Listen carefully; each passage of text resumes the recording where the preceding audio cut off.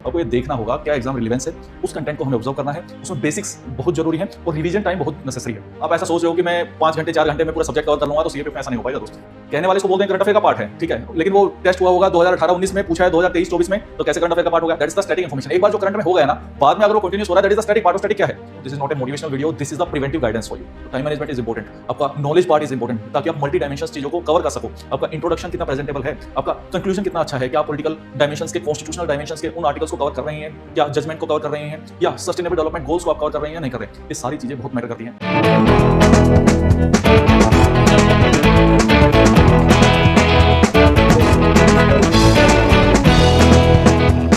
जय हिंद everyone, welcome back to AVKS academy. मैं नवीन शौकत एक बार फिर से स्वागत करता हूं एवीकेएस के इस प्लेटफॉर्म पे। दोस्तों, आप सभी जानते हैं कि सीएपीएफ असिस्टेंट कमांडेंट एग्जाम हमारा 19 जुलाई को होगा। 18 फरवरी को नोटिफिकेशन आ जाएगी और एग्जाम में मोटे मोटे 6 महीने बचे हुए हैं।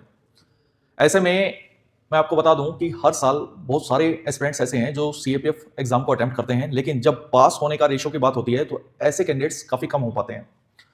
तो क्या ऐसे फैक्टर्स रहते हैं जिसके बेसिस पे कोई कैंडिडेट या तो सिलेक्ट होता है या कोई कैंडिडेट रिजेक्ट होता है? हम पिछले 10 सालों से dedicatedly CAPF assistant commandant examination की तैयारी करवा रहे हैं। We have expertise in this. हम ऑब्जर्व कर रहे हैं कि क्या ऐसे कारण है कि कैंडिडेट इंटरव्यू स्टेज तक नहीं पहुंच पाता है। सीएपीएफ एग्जाम ना तो बिल्कुल आसान है और ना ही इतना डिफिकल्ट कि उसको किया ना जा सके। ये बात आप भी जानते हो, मैं भी जानता हूं, लेकिन स्टूडेंट्स कुछ ऐसी बेसिक छोटी छोटी गलतियां कर देते हैं जिसके कारण उनका पूरा एक अटेम्प्ट खराब हो जाता है और जिसके कारण उनकी कीमत एक साल में चुकानी पड़ती है। क्योंकि हमें पता है कि ये एग्जाम एनुअली बेसिस पे होता है और साल में एक ही बार होता है। मतलब यूपीएससी ऐसा नहीं कि सीडीएस की तरह साल में 2 बार होगा, एनडीए की तरह साल में 2 बार होगा, एफकेट है साल में 2 बार होगा, इस बार नहीं तो 3-4 महीने बाद फिर से एग्जाम में बैठे। नहीं, एज लिमिट का भी क्राइटेरिया इज देयर और मल्टीपल फैक्टर्स हैं। एक साल की जर्नी काफी लंबी होती है, अभी भी 6 महीने बचे हुए हैं, अभी भी एग्जाम को किया जा सकता है। और जो ये बेसिक इस वीडियो में मैं बात करूंगा, उन फैक्टर्स को ध्यान में रखते हुए आपको अपनी तैयारी में आगे बढ़ना है। मैं फिर से क्लियर कर दूं, this is not a motivational video, this is the preventive guidance for you. तो चलिए चीजों को डिस्कस करना स्टार्ट करते हैं। कैंडिडेट्स की सबसे पहली गलती इसमें ये रहती है कि they treat CAPF assistant commandant examination like other exams. आपको एक बात समझनी होगी, CAPF exam is not the civil services exam और ना ही कोई ये सीडीएस का एग्जाम है। ये अपने आप में एक डिफरेंट डिमांड रखता है, अपने आप में एक डिफरेंट पैटर्न रखता है और उस डिमांड और उस पैटर्न को ऑब्जर्व करके ही आपको अपनी तैयारी करनी है। इसमें पेपर 2 की डोमिनेंस हमें देखने को मिलती है। पेपर 1 में हमारे 125 एमसीक्यूज आते हैं, तो टाइम मैनेजमेंट भी देखनी है क्योंकि उसमें जीएस के साथ हमारा मैथ्स भी इंपॉर्टेंट हो जाता है क्योंकि वहां पे 15 क्वेश्चंस हमें देखने को मिलते हैं। लास्ट ईयर 15 आए थे, उससे पहले अगर बात करें तो 20 क्वेश्चंस आर देयर। मतलब 40 नंबर का केवल मैथ पे डिपेंड करता है और मैथ इज द पार्ट कि जहां पे कैंडिडेट कितना भी स्कोर कर सकता है। मतलब 20 आउट ऑफ 20 क्वेश्चंस वो करेक्ट कर सकता है। एक्यूरेसी सबसे ज्यादा रहती है कि 4 ऑप्शन है, मैंने सवाल सोल्व किया, हो सकता है टाइम ज्यादा लगे, लेकिन जो आंसर निकल के आएगा ना वो ऑप्शन में गिवन है तो yes my answer is correct. तो इस तरीके से आपको ध्यान रखनी है ये बात कि इस एग्जाम की पैटर्न और डिमांड को समझना है। सबसे बड़ी गलती जो कैंडिडेट्स करते हैं, they ignore the importance of syllabus part. ऐसे में आपको ये समझना होगा कि there are some core subjects and other subjects are also there. ये कोर सब्जेक्ट्स कौन से हैं ना, बहुत बार कैंडिडेट क्या करते हैं कि नंबर ऑफ क्वेश्चंस कितने आते हैं ना, सिर्फ उसके बेसिस पे ये डिसाइड करते हैं कि ये कोर सब्जेक्ट है। आंसर है नहीं, आप उस सब्जेक्ट में कितना स्कोर कर सकते हो इस पे चीजें डिपेंड करेंगी। हो सकता है कि हिस्ट्री जैसे एक सब्जेक्ट है, वहां से आपके एग्जाम में 20 क्वेश्चन आते हैं, लेकिन कितने कैंडिडेट्स उन 20 में से कितने क्वेश्चंस कर पाते हैं ये बात आपको समझनी होगी। पॉलिटी की वेटेज कम है, मैं बिल्कुल स्वीकार करता हूं इस बात को, मैं पॉलिटी पढ़ाता हूं और 6 से 8 क्वेश्चन की वेटेज अब हो गई है। पहले एक समय था जब 10-10, 15-15 क्वेश्चन पॉलिटी से आते थे, लेकिन आपको एक बात समझनी होगी कि पॉलिटी में भले ही 8 क्वेश्चन आए, कैंडिडेट उसमें से 7 क्वेश्चन एक्यूरेटली कर सकता है।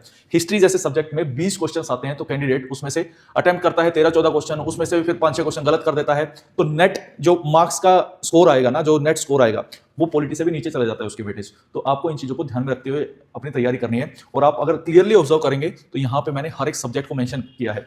मींस आप किसी भी सब्जेक्ट को प्रेजेंट टाइम में तो छोड़ के जा ही नहीं सकते। तो आपको हर एक सब्जेक्ट, वहां पे हम स्कोर कर पाए ना कर पाए दैट इज सेकेंडरी, लेकिन हर एक सब्जेक्ट अपनी तरफ से हमको अच्छे से कवर करके जाना जरूरी है। ऐसे में स्टूडेंट्स फिर से गलती करते हैं कि वो पेपर 1 को ही ध्यान में रखते हुए आगे बढ़ते होते हैं और पेपर 2 को इग्नोर कर देते हैं।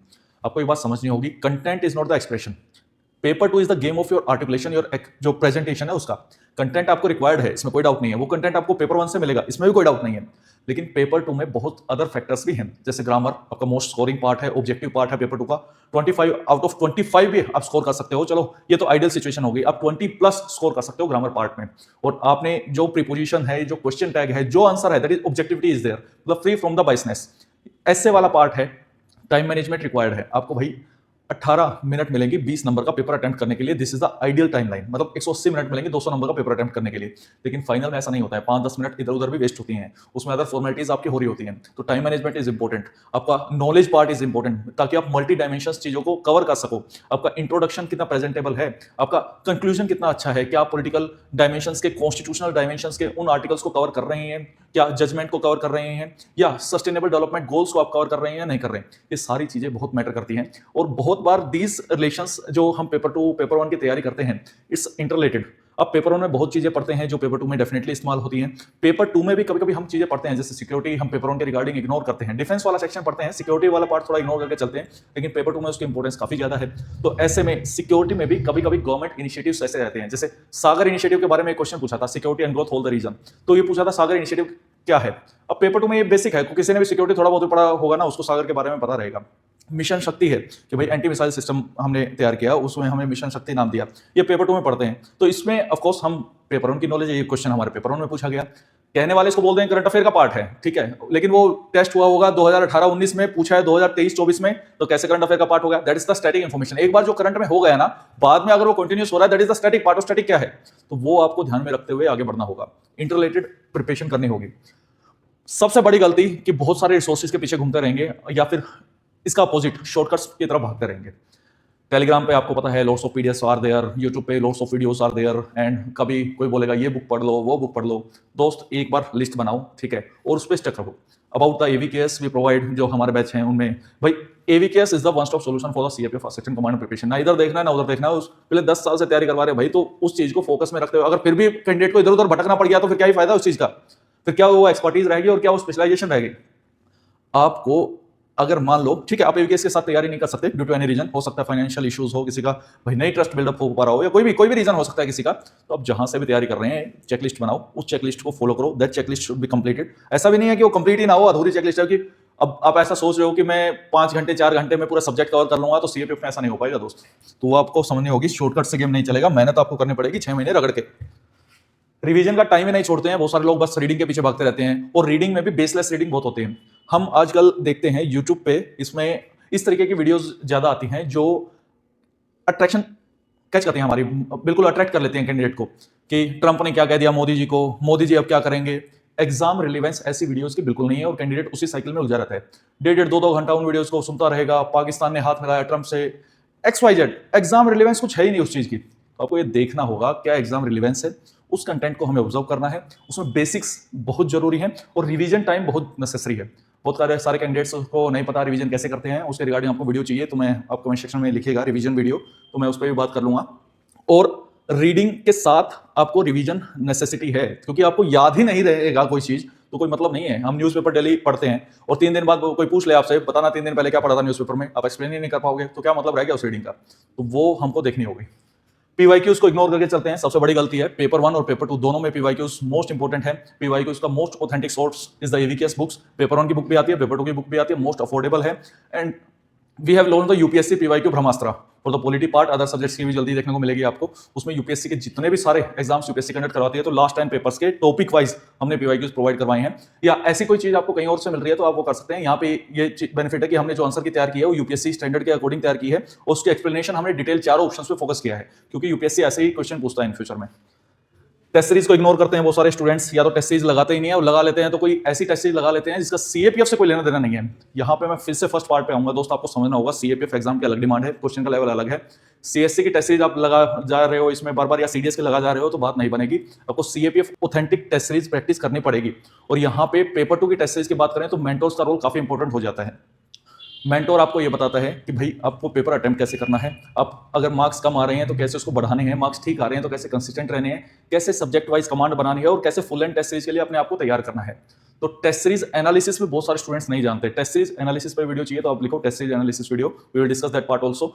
टेस्ट सीरीज एनालिसिस मस्ट है दोस्त, और जिसको नहीं करनी आती ना वो पछताता है बाद में। टेस्ट सीरीज एनालिसिस आपने नहीं की तो सारा पढ़ा बेकार है, जिस चीज के लिए टेस्ट लगाया था वो पर्पस ही फुलफिल नहीं कर पाए आप। तो ये बात बहुत ज्यादा जरूरी है कि ऑथेंटिक टेस्ट सीरीज लगाओ, किसी की भी लगाओ, एवीएस की लगाओ या कहीं और की लगाओ, ऑथेंटिक होनी चाहिए, और टेस्ट सीरीज की एनालिसिस पे और ज्यादा फोकस होना चाहिए। And the most important points बहुत ज्यादा हैं, this are the core points जो स्टूडेंट मिस्टेक करते हैं।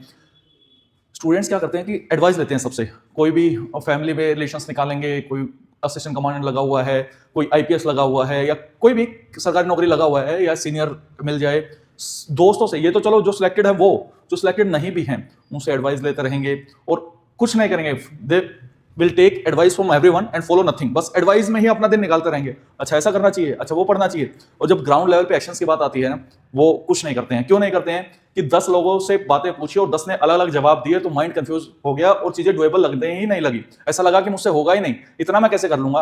और आजकल एक ट्रेंड और चला हुआ है कि अपने आप को सुपर ह्यूमन बता दो कि मैंने इतना पढ़ा, मैं 18 घंटे पढ़ता था, मैंने ये बुक भी पढ़ती, मैंने वो बुक भी पढ़ती, मैंने वो, जिसकी रिक्वायरमेंट नहीं है पढ़ते रहो। अब मान लो कि एक बुक है 1000 पेज की, वो पढ़ रहे हो, उसमें से एक क्वेश्चन आ रहा है, वो भी आ रहा है, नहीं आ रहा है, और आने के बाद भी ये गारंटी नहीं है कि आप कर पाओगे या नहीं कर पाओगे। There are lots of factors.